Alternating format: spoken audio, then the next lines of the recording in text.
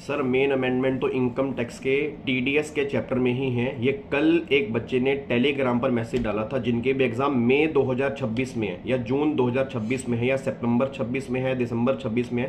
तो मैं आपको बता दूं सिर्फ टीडीएस में अमेंडमेंट्स नहीं, टीडीएस एक चैप्टर है इनकम टैक्स का जिसमें अमेंडमेंट्स हैं, बट उसके अलावा ऑलमोस्ट काफ़ी सारे चैप्टर में मई 2026 या जून 2026 के लिए अमेंडमेंट्स एप्लीकेबल हैं।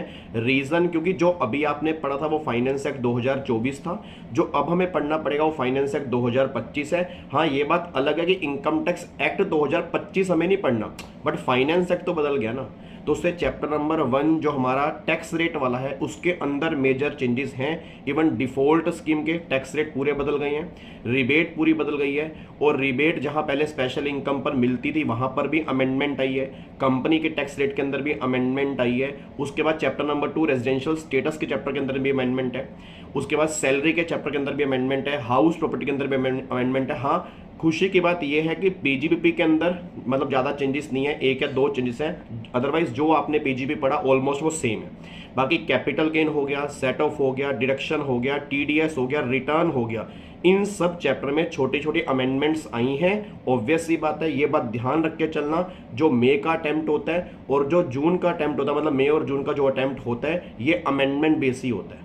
तो इसमें अमेंडमेंट बहुत इंपॉर्टेंट और बहुत जरूरी होती हैं, और हर बार ये मान के चलो कम से कम 20 नंबर की अमेंडमेंट बनती हैं, और इस बार तो अमेंडमेंट में से क्वेश्चन बनेगा ही बनेगा। रीजन क्योंकि जब डिफॉल्ट स्कीम के टैक्स रेट ही बदल गए हैं तो डिफॉल्ट स्कीम का जब भी क्वेश्चन बनेगा तो वो अमेंडमेंट बेस ही बनेगा। ठीक है जी।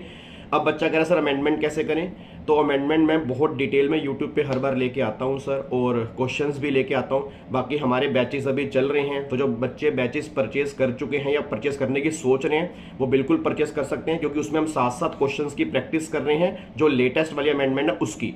बट अगर आप परचेज नहीं कर सकते या परचेज करना नहीं चाहते तो भी कोई दिक्कत वाली बात नहीं है। मैं यूट्यूब पे छोटी छोटी शॉर्ट्स लेके बहुत जल्दी आने वाला हूं जहां पर मैं आपको बताऊंगा कि क्या क्या अमेंडमेंट्स हैं, बट उस अमेंडमेंट को बहुत डिटेल में विद क्वेश्चन भी मैं यूट्यूब पे बहुत जल्दी आपके लिए लेके आऊंगा।